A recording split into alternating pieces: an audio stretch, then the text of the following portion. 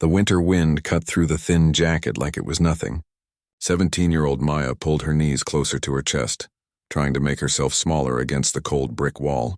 The fancy shopping district was always busy this time of evening. Well-dressed people walked past with their designer bags and warm coats, talking and laughing like they didn't have a care in the world. Maya watched them all, her stomach twisting with hunger. She hadn't eaten in 2 days. The shelter had been full last night and the night before that. She'd spent both nights huddled in a doorway praying no one would bother her. 3 months. That's how long she'd been living like this. 3 months since her foster parents decided they didn't want her anymore. Just like that, on her 17th birthday, they told her to pack her things and leave. She used to think things would get better, that someone would help, that the system would work. But the system didn't care about kids who were almost 18. Too old for most programs, too young to qualify for others. So here she was, invisible to everyone rushing past. A woman in a fur coat walked by, holding her purse a little tighter when she saw Maya. It stung every time someone did that, like being poor and homeless made her a criminal. Maya wasn't looking to steal from anyone. She just wanted to survive. Her eyes drifted across the street to the Grand Meridian Hotel. It was one of those places that screamed money. The kind of hotel where rooms probably cost more per night than most people made in a month. Golden light spilled out from the tall glass doors, and through them Maya could see the lobby. Marble floors, crystal chandeliers, people in suits sipping champagne, and right there in the center of it all sat a piano. A beautiful grand piano with its lid propped open. The black surface so polished it reflected the chandelier lights. Maya's heart ached just looking at it. She knew that piano probably cost more than she'd see in her entire lifetime, but that wasn't why she couldn't look away. Music had been her whole world once. Back when she had a world. Back when her mother was alive. Her mother had been a music teacher at a small community center. Nothing fancy, nothing that paid well, but she loved it. And she'd taught Maya everything. From the time Maya was 5 years old, her small fingers had been learning scales and chords. Her mother used to say that Maya had a gift, that she could make the piano sing in ways most people never could. Those had been the good years, coming home from school to find her mother at their little upright piano. Practicing together, her mother's gentle corrections and bright smile when Maya got something right. Music had been their language, their bond. Then the cancer came. Maya closed her eyes against the memory, but it came anyway, watching her mother get weaker. The hospital visits. The day the music stopped forever. She'd been 12 years old when her mother died. 12 years old and suddenly completely alone. The foster system took her in after that. 5 different homes in 5 years. Some weren't bad. Some were terrible. None of them felt like home. And none of them had a piano. She'd tried to explain once to her third foster family how much she missed playing. They'd laughed and said music was a waste of time. Focus on practical things, they said. Get a job at a grocery store or something. But Maya couldn't let it go. Whenever she could, she'd sneak into the high school music room during lunch. The music teacher, an older man who reminded her a little of her mother, never said anything. He'd just nod and let her play. Those stolen 30-minute sessions were the only thing that kept her going, until she ended up here. On the streets. No more school. No more music room. No more anything. Her stomach growled again, louder this time. The hunger was getting worse. She needed food. She needed help. She needed something to change, or she didn't know how much longer she could keep doing this. Maya looked at the piano again. A crazy idea started forming in her mind. It was desperate. It was probably stupid, but desperate times and all that. What if she could play that piano, just for a few minutes? Maybe someone would listen. Maybe someone would tip her. Even $5 would mean she could eat today. Even a few coins would be something. Her hands were shaking as she stood up. Partly from hunger, partly from cold, partly from fear. This could go so wrong. They could call the cops. They could arrest her for trespassing. But she was already at rock bottom. How much worse could it get? Maya crossed the street, her heart pounding so hard she could hear it in her ears. The hotel doors were right there. She could see the security guard inside, a big guy with crossed arms and a scowl that said he wasn't in the mood for anyone's nonsense. She pushed through the door. The warmth hit her first, almost making her dizzy. It had been so long since she'd been somewhere warm. The guard's head snapped toward her immediately. His scowl deepened. "Hey, he barked, already moving toward her. You can't be in here. Maya's voice came out smaller than she wanted. Please, I need to play the piano. What? The guard looked at her like she was crazy. Maybe she was. The piano, Maya said, pointing toward it. Her voice was shaking now. I'm a musician. I can play. Maybe someone will tip me and I can buy food. Please, just a few minutes. People in the lobby were staring now. A couple in matching designer sweatsuits whispered to each other. A businessman with a briefcase frowned in her direction. Maya knew how she looked. Her clothes were dirty. Her hair was a mess.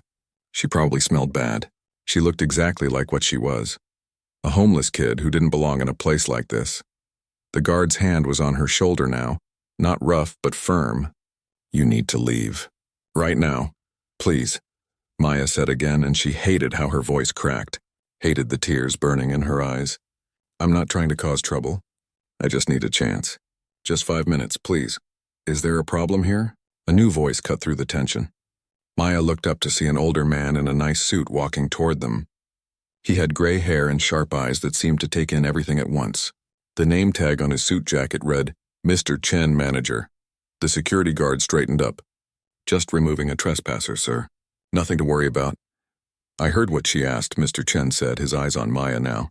You want to play the piano? Maya nodded, not trusting her voice anymore. Mr. Chen studied her for a long moment.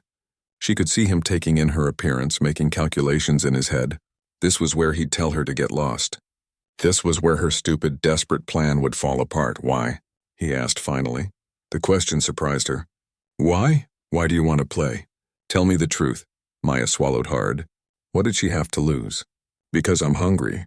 Because I've been on the streets for 3 months and I'm 17 years old and nobody cares. Because music is the only thing I'm good at and it's the only thing I have left of my mother. Because I'm desperate and I don't know what else to do. The silence that followed felt like forever. The businessman had stopped to watch. The couple in designer sweats had their phones out. Other guests were pausing in their conversations, drawn by the scene unfolding. Mr. Chen's expression was unreadable. Then slowly he nodded. 5 minutes, he said. You get 5 minutes at the piano. If anyone complains, you leave immediately. No arguments. Do you understand? Maya's breath caught in her throat. Yes, I understand. Thank you. Thank you so much. The security guard looked shocked. Sir, are you sure? 5 minutes, David, Mr. Chen said firmly. I think we can spare that. Maya didn't wait for anyone to change their mind. She walked toward the piano on legs that felt like they might give out any second. Every eye in the lobby was on her now, judging her, probably wondering what the manager was thinking, letting someone like her touch such an expensive instrument. She reached the piano and stood there for a moment, just looking at it. Up close it was even more beautiful.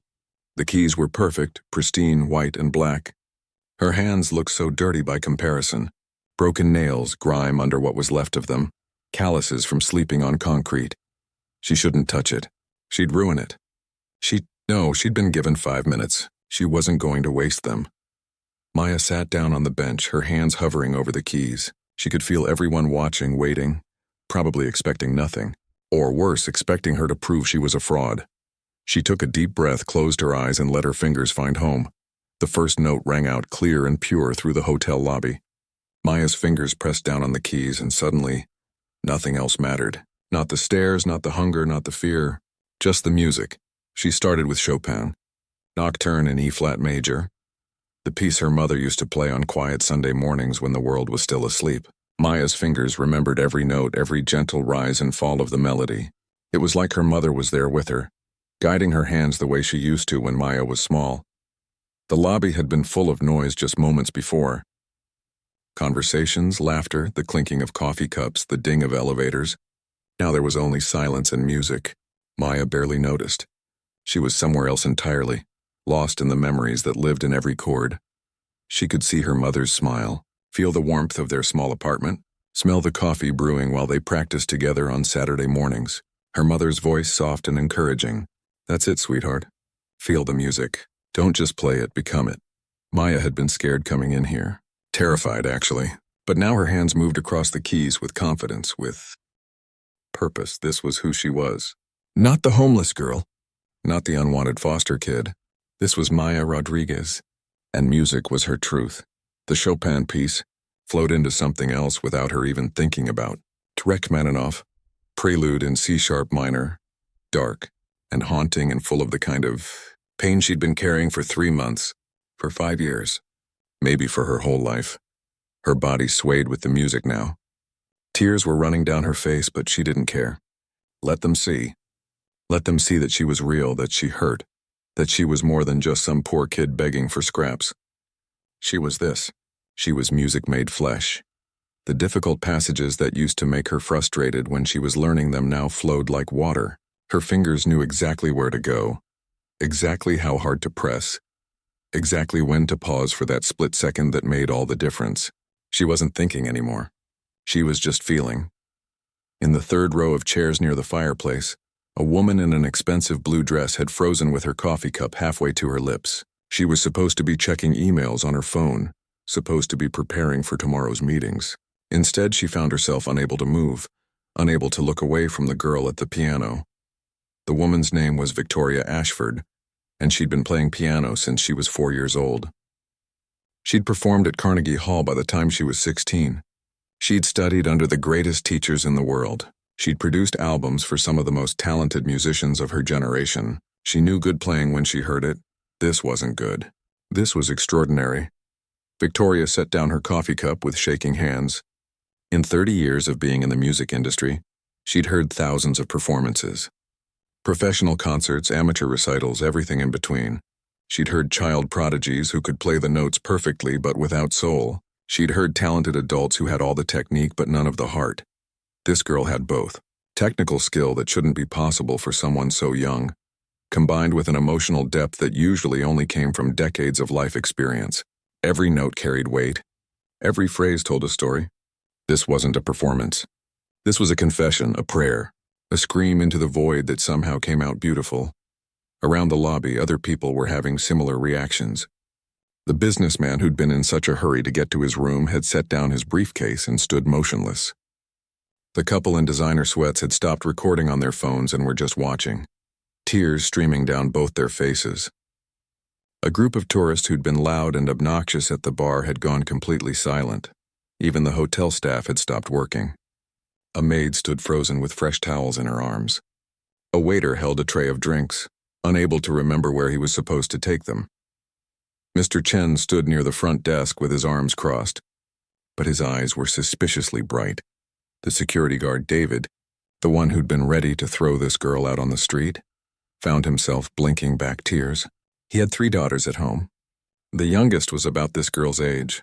The thought of any of them out there alone, desperate, hungry, made his chest tight.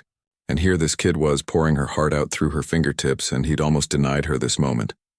Maya transitioned into the final piece. Clair de Lune, Debussy, Light and Shadow, Hope and Sorrow, the Moonlight piece, her mother's favorite. This was the song her mother had been teaching her right before she got too sick to play anymore. They'd never finished it together. Maya had learned the rest on her own, in stolen moments at school, in the few foster homes that had pianos. She'd practiced it in her head during the long, cold nights on the street. It was the song that kept her human when everything else tried to break her.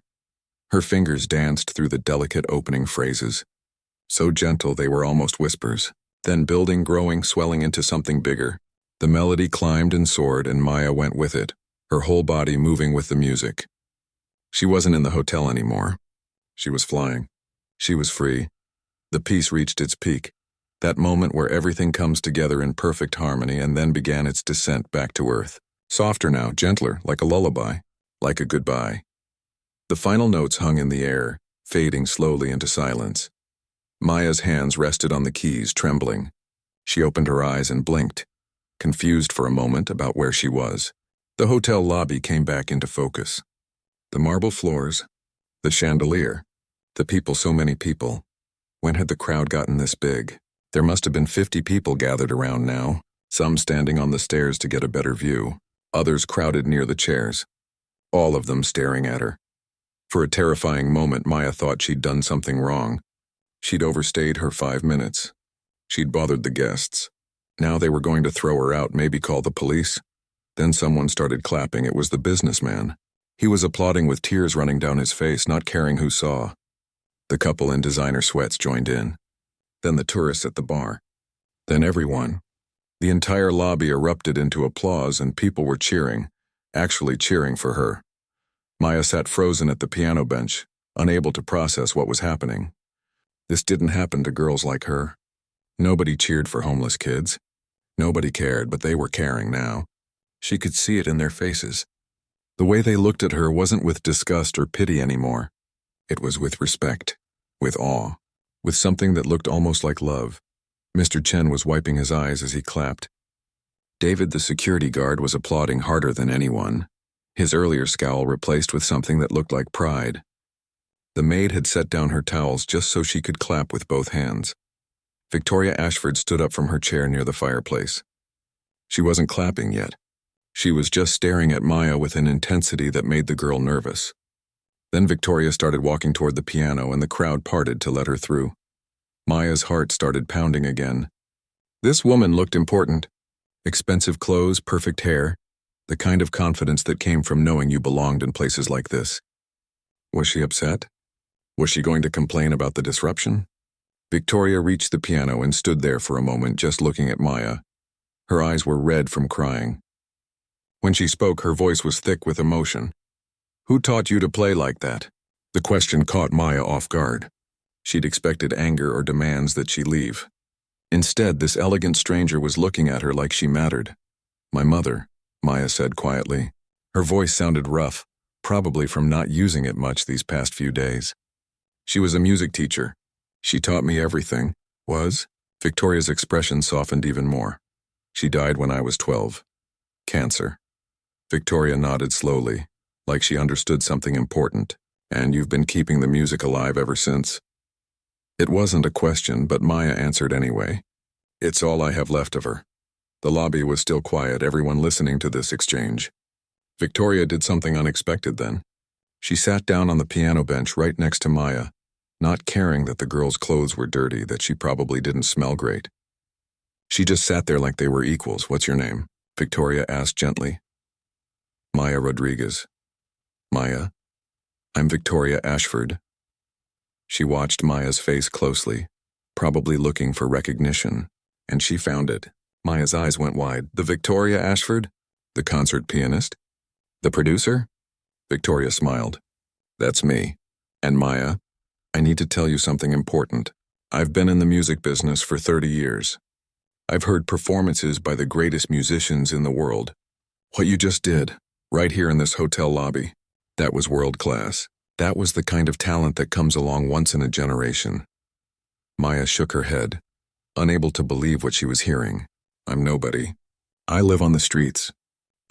You're not nobody, Victoria said firmly. You're one of the most talented musicians I've ever heard, and I won't let you waste away out there when you could be sharing this gift with the world. The words hung in the air between them. Maya wanted to believe them, but hope was dangerous. Hope hurt when it got crushed. And her hope had been crushed so many times before. Victoria seemed to understand her hesitation. She reached out and gently took Maya's hands in hers. Dirty, calloused, broken-nailed hands held by perfectly manicured ones. It should have looked wrong. It looked perfect. I want to help you, Victoria said. More than that, I want to train you. I run a music academy, and I'm offering you a full scholarship. Tuition, room and board, everything you need. You'll study with the best teachers. You'll practice on the finest instruments. You'll have a chance to become everything you're meant to be. Maya's breath caught. A scholarship. A place to live. Training.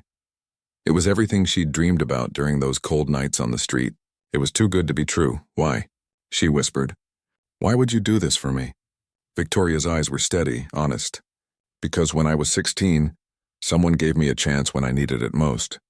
Because talent like yours deserves to be nurtured, not forgotten. Because the world needs your music, Maya. And because no child should be living on the streets when they have so much to offer. Maya couldn't speak. The words stuck in her throat along with the tears she'd been holding back. A scholarship. A real chance. It felt like a dream, and she was terrified that if she reached for it, it would disappear like smoke. I don't understand, Maya finally managed to say. You don't know anything about.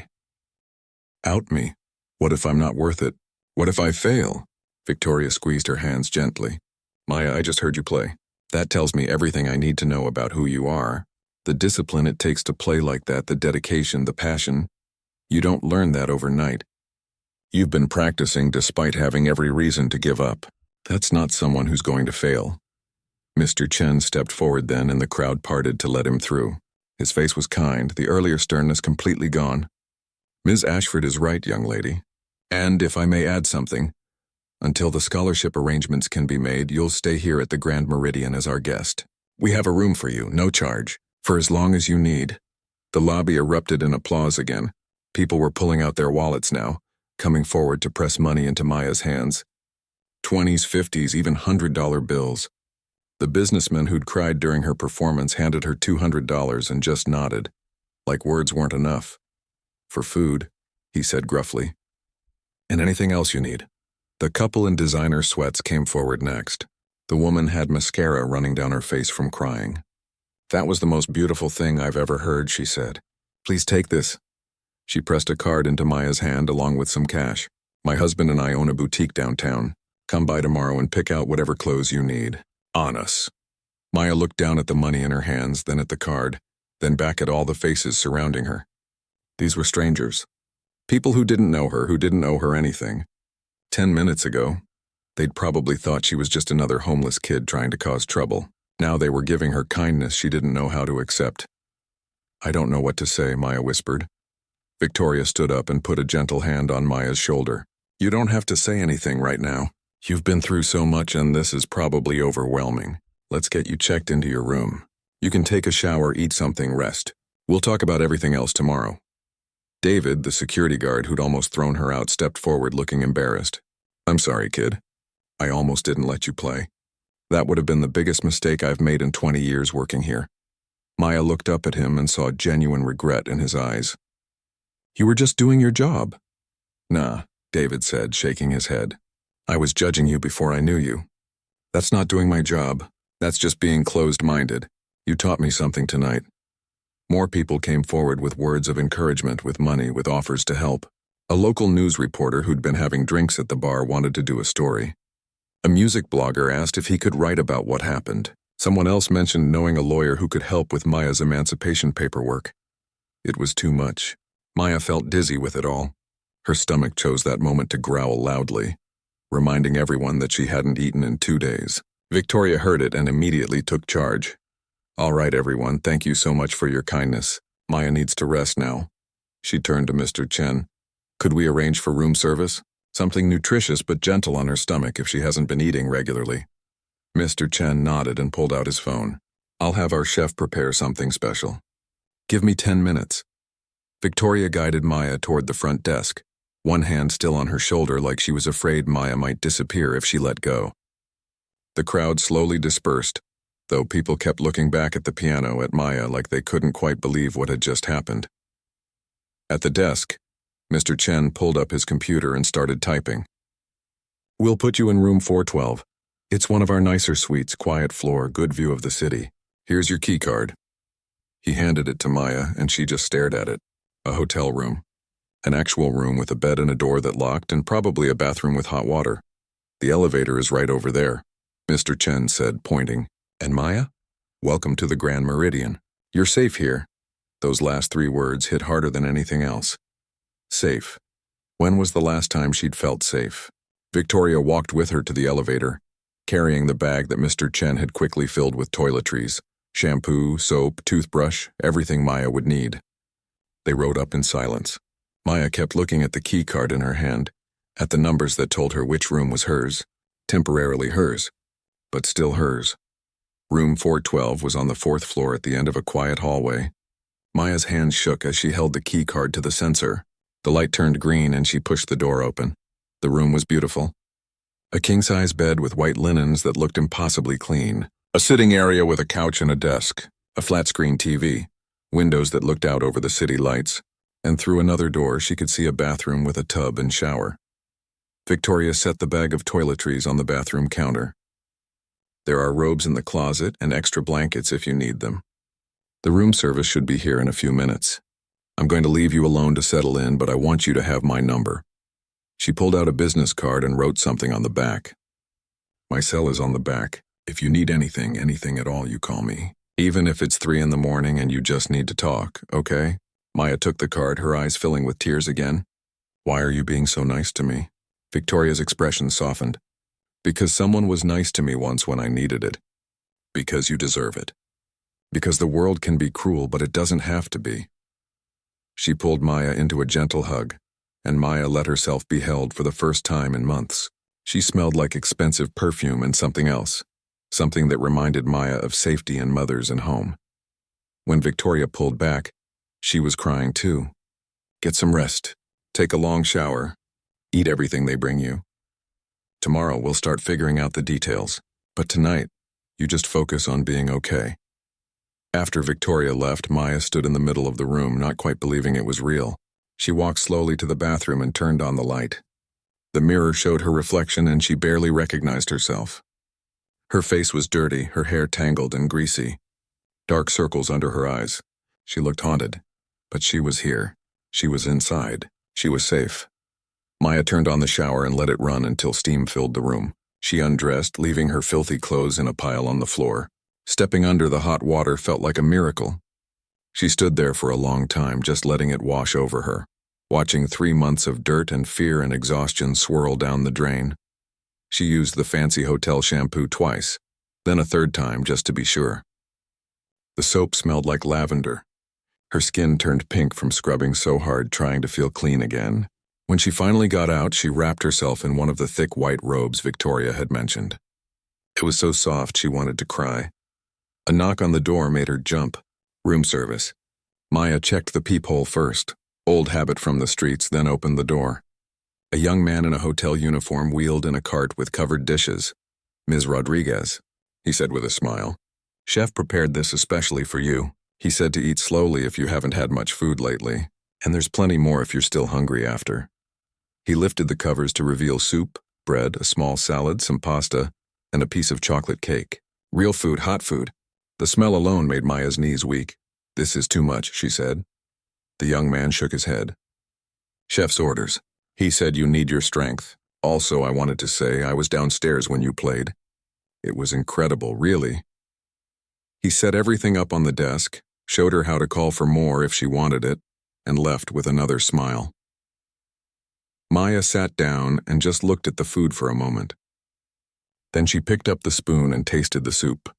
It was some kind of chicken broth with vegetables, warm and salty and perfect. She ate slowly like the chef had suggested, even though she wanted to devour everything at once. Her stomach had to remember how to handle food. The bread was fresh and soft. The salad had actual vegetables that tasted like they'd been picked recently, not the wilted stuff from convenience store dumpsters. The pasta was creamy and rich.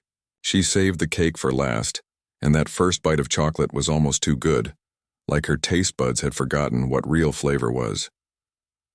When she was done, Maya moved to the window and looked out at the city. From up here, the streets looked different, cleaner. The lights were pretty instead of harsh. She could see people walking below, small as ants, going about their lives. One of them might be someone like her, someone sleeping rough, someone wondering if tomorrow would be the day they finally gave up. She thought about how close she'd come to giving up today.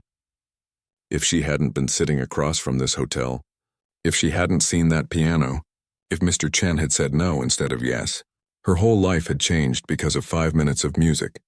Maya picked up Victoria's business card from where she'd set it on the desk. Victoria Ashford.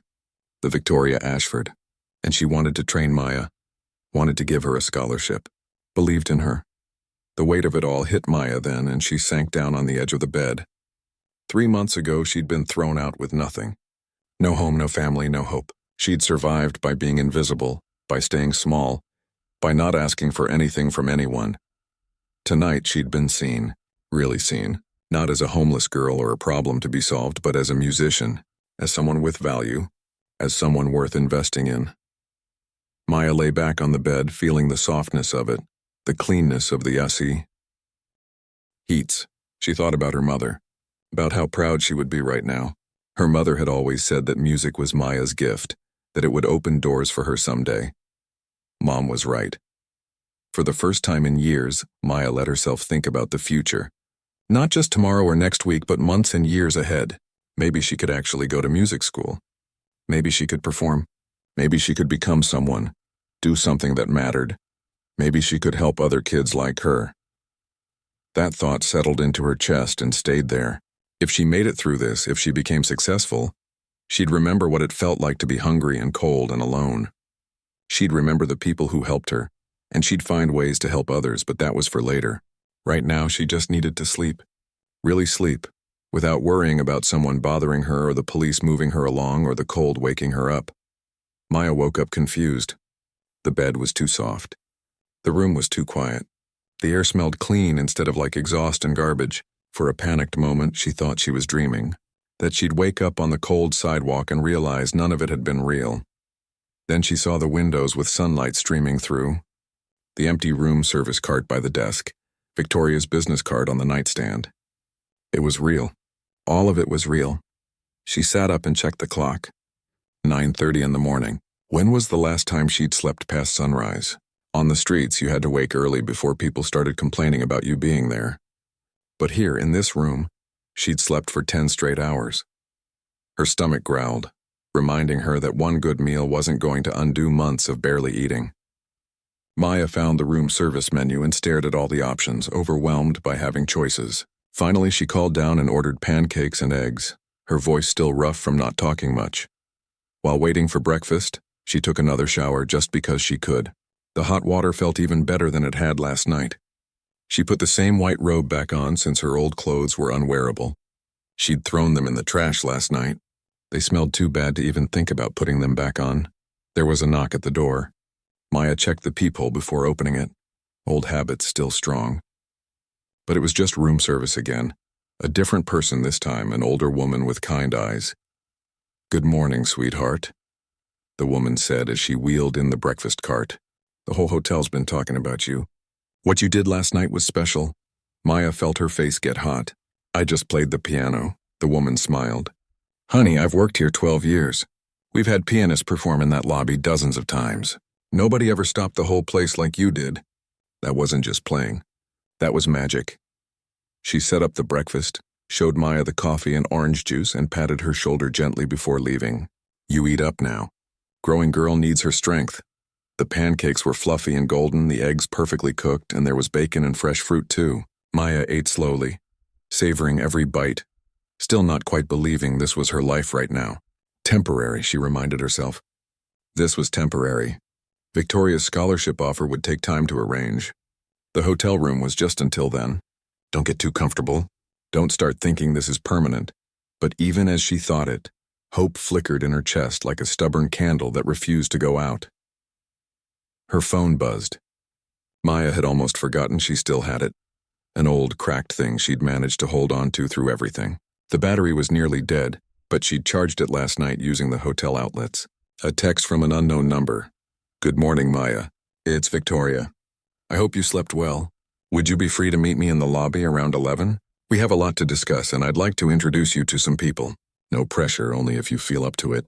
Maya typed back quickly. "I'll be there." "Thank you again for everything."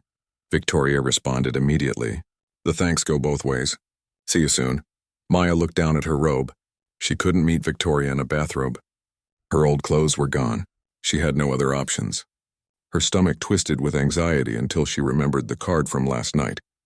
The couple with the boutique. They'd said to come by for clothes. She dug the card out of her discarded jacket pocket before she'd thrown it away. Lily's Boutique, it said, with an address downtown and a phone number. Maya called before she could talk herself out of it. "Lily's Boutique, this is Rachel speaking. Hi. My name is Maya Rodriguez. A couple at the Grand Meridian Hotel last night said I could come by for some clothes. They gave me this card, but I don't know if—" "Maya!" The woman's voice got excited. "Yes, Helen called us this morning. She and her husband won't stop talking about your performance. They're not here right now. But they told me to expect you and to help you find anything you need. When can you come by?" I don't know. I'm at the hotel and I don't have anything to wear to get there." "Oh, honey, don't worry about that. Give me 20 minutes and I'll come to you with some options. What's your room number?" Maya hesitated. This felt like too much. Like charity. But she didn't have a choice. "Room 412. Perfect. I'll be right there. And Maya, my daughter was at the hotel last night. She recorded your performance and showed it to me. You have an incredible gift. 20 minutes later, Rachel knocked on the door. She was younger than Maya expected, maybe 30, with friendly eyes and her arms full of clothes. "Okay, I wasn't sure about your size, so I brought a variety. Let's find you something comfortable." For the next 30 minutes, Rachel helped Maya try on different outfits. Jeans that actually fit, a soft sweater, a nice dress, casual clothes. She'd brought shoes too, and underwear and socks still in packages. Everything was new, tags still attached. "This is way too much," Maya said, looking at all the options spread across the bed. Rachel shook her head. "Helen and Paul own the boutique, and they have more money than they know what to do with. They've always wanted to help people, and when Helen saw you last night, she said it was like fate. She told me to make sure you have everything you need. So that's what we're doing." They settled on jeans, a cream-colored sweater, and comfortable shoes. Rachel also insisted Maya take a few more outfits, pajamas, a jacket, and a nice dress, just in case. She packed everything into 2 large shopping bags. "You look beautiful," Rachel said when Maya was dressed. "Like a completely different person." Maya looked in the mirror and barely recognized herself. Clean, dressed in nice clothes, her hair brushed and pulled back. She looked like a normal teenager. Like she belonged in a place like this. "Thank you," Maya said, and meant it. Rachel hugged her. "Thank you for sharing your music with the world. Now go meet Victoria. I hear she's pretty incredible." At 10:55, Maya took the elevator down to the lobby. Her hands were shaking. What if Victoria had changed her mind? What if the scholarship offer had been said in the moment and didn't really mean anything? What if this whole thing fell apart? But when the elevator doors opened, Victoria was there waiting, and her face lit up when she saw Maya. She was dressed casually today, jeans and a blazer, looking less formal than last night but still elegant. "Maya, you look wonderful. Did you sleep okay?" "Better than I have in months," Victoria smiled. "Good, come on, let's sit down. I have some people I want you to meet." She led Maya to a quiet seating area in the corner of the lobby.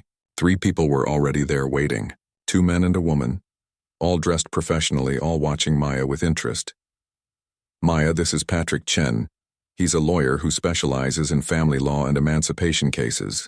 This is Dr. Linda Wong. She's a therapist who works with young people. And this is Thomas Rivera. He's the director of admissions at my academy." Each of them shook Maya's hand. Dr. Wong's grip was gentle and warm. Patrick's was firm and professional. Thomas smiled like he was genuinely happy to meet her. "We've all seen the video from last night," Thomas said. "The hotel security footage and about a dozen guests posted videos online. Maya, you're already going viral. People are calling you the piano prodigy from the streets." Maya felt her face get hot. "I'm not a prodigy. I just play." Victoria laughed softly. "Honey, what you did last night was not just playing. But we're not here to make you uncomfortable. We're here to figure out how to help you." For the next 2 hours, they talked. Patrick explained that at 17, Maya could file for emancipation, which would give her legal adult status. It would help with things like enrolling in school, getting medical care, making her own decisions. He offered to handle all the paperwork for free. Dr. Wong gently asked about Maya's time on the streets, her mental health, whether she needed someone to talk to. She didn't push, didn't pry, just let Maya know she was available whenever Maya was ready. She gave Maya her card and said therapy could be part of the scholarship package if Maya wanted it. Thomas talked about the academy.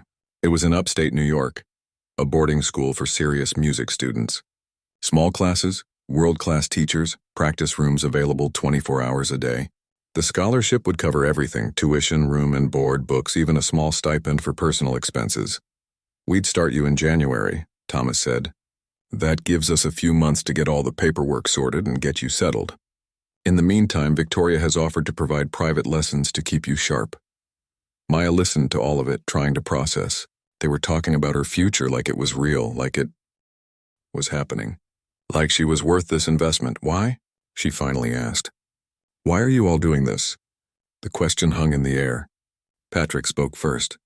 "Because I have a daughter your age, and the thought of her being out there alone makes me sick."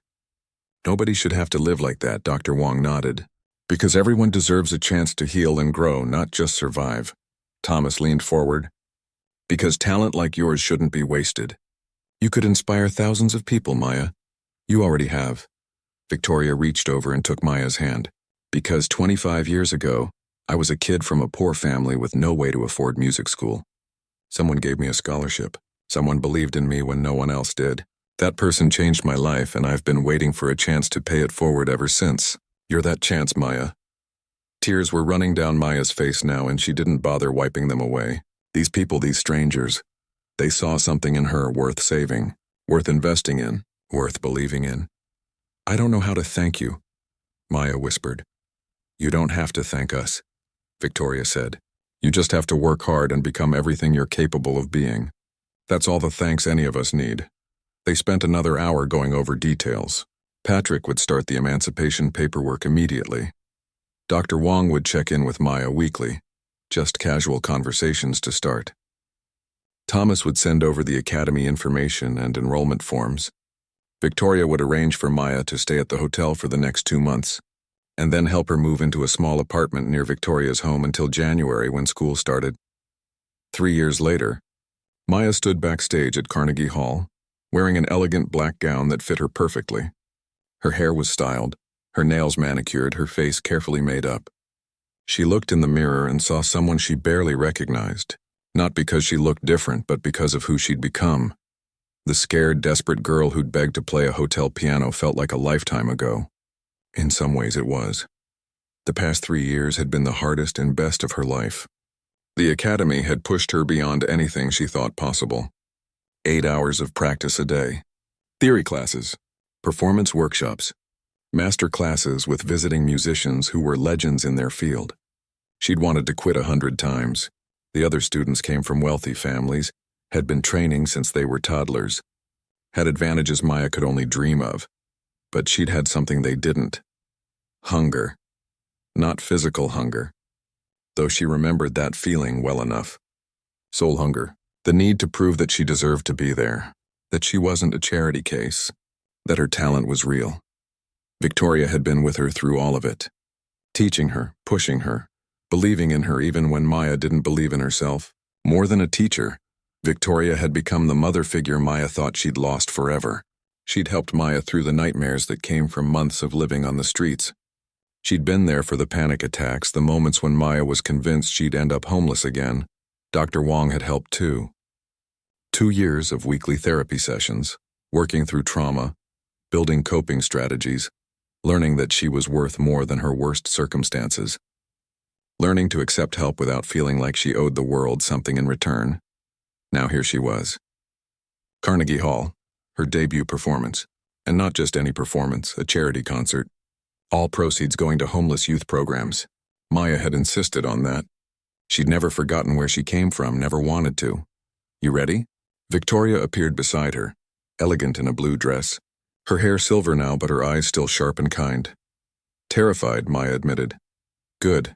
That means you care." Victoria adjusted Maya's necklace, a silver pendant that had been her mother's. The one thing Maya had managed to keep through everything. "Your mother would be so proud of you right now." "I wish she could see this." "I think she can," Victoria said softly. "I think she's been watching all along, making sure you found your way here." There was a knock on the door. Thomas Rivera stuck his head in. "5 minutes, Maya. The hall is packed." Not an empty seat. "The press is here. Critics from every major publication, and I saw at least 3 major music labels in the audience." Maya's stomach flipped. "No pressure then," Thomas grinned. "You've got this. I've been watching you for 3 years. This is what you were born to do." After he left, Victoria took Maya's hands. "Remember what I told you the first time you performed at the academy? Don't play for the audience. Play for the music, exactly. Everything else will follow." Victoria hugged her tight. "I love you, kiddo. Now go show them what we already know." Maya walked toward the stage entrance, her heels clicking on the floor. She could hear the murmur of the audience beyond the curtain. 2,000 people waiting for her. Critics who could make or break her career. Music executives who could open doors or slam them shut. The weight of it all pressed down on her shoulders. Then she remembered the hotel lobby 3 years ago. The desperate girl who'd had nothing left to lose. The moment she'd let go of fear and just played. That's what got her here. Not perfection. Not technical skill. Truth. Raw, honest truth poured out through music. The stage manager gave her the signal. Maya took a deep breath and walked onto the stage. The lights were bright, making it hard to see the audience at first. The applause was overwhelming. washing over her like a wave. The piano waited for her in the center of the stage, a beautiful Steinway that probably cost more than most people's houses. She'd practiced on it during rehearsal yesterday, knew its voice, its quirks, its sweet spots. Maya sat down at the bench and adjusted her position. The applause faded to silence. 2,000 people holding their breath, waiting. She let the silence stretch for a moment, feeling the weight of it, the anticipation. Then she placed her hands on the keys and began to play. She'd chosen her program carefully, starting with that same Chopin nocturne that had changed her life. The melody filled the hall, and Maya felt herself transported back to that hotel lobby. She played it differently now, with more control, more nuance. But the heart of it was the same. The love her mother had poured into teaching her. The desperate hope of a girl who had nothing. From Chopin, she moved into Rachmaninoff. The same prelude she'd played that night, but expanded now, part of a larger suite. Her fingers flew across the keys with confidence born from thousands of hours of practice. The dark, passionate phrases echoed through Carnegie Hall, and Maya poured everything into it. The pain of losing her mother, the fear of the streets, the loneliness of being unwanted, but also the joy, the gratitude, the hope that had somehow survived everything. In the fourth row, Mr. Chen sat with tears streaming down his face. Next to him, David the security guard dabbed at his eyes with a handkerchief. They'd both been invited as Maya's special guests, along with Rachel from the boutique, and dozens of other people who'd helped her along the way. In the front row, Victoria watched with pride so intense it hurt. This was her student, her protege, her daughter in every way that mattered. And Maya was exceeding every expectation, playing not just with technical brilliance but with a depth of emotion that was touching everyone in the hall. Maya transitioned into the final piece. Not Claire de Lune this time. Something new. A composition she'd written herself over the past year. She'd titled it From the Streets to the Stars, and it told her story without words. The descent into darkness, the struggle to survive, the moment of grace that changed everything, and the climb back up to the light. It started quietly, tentatively, like a child learning to walk. Then building, growing stronger, more confident. There were echoes of all the composers who'd influenced her, Chopin, Rachmaninoff, Debussy, but filtered through her own voice, her own experience. The piece swelled to a triumphant crescendo, then softened into a gentle, hopeful ending. The final notes faded into silence. For a moment, nothing. The entire audience seemed frozen. Then someone in the balcony stood up and started clapping. Then another person, then a whole section. Within seconds, the entire hall was on its feet, applauding so loudly it sounded like thunder. People were crying, cheering, calling out her name. Maya stood and bowed, overwhelmed by the response. She looked out at the audience and saw Victoria in the front row, tears streaming down her face, applauding harder than anyone. Saw Mr. Chen and David giving her a standing ovation. Saw all the people who'd believed in her when she couldn't believe in herself. But she also thought about the people who weren't there. The kids still sleeping on the streets tonight. The ones who hadn't gotten lucky like she had. The ones who had talent or dreams or potential but no one to help them find their way. This concert, this moment, it wasn't just for her. It was for them, too. The applause continued for 5 minutes. Maya bowed again and again, her face wet with tears. Finally, the audience began to settle, and Maya returned to the microphone that had been set up for her. "Thank you," she said, her voice shaking with emotion. 3 years ago, I was homeless and starving. I walked into a hotel lobby and begged to play their piano, hoping someone would give me money for food. What I got instead was something I never expected. Kindness, hope, and a second chance at life. The audience was silent now, hanging on every word. I'm standing here tonight because people saw past my circumstances and recognized my potential. They didn't just give me charity. They gave me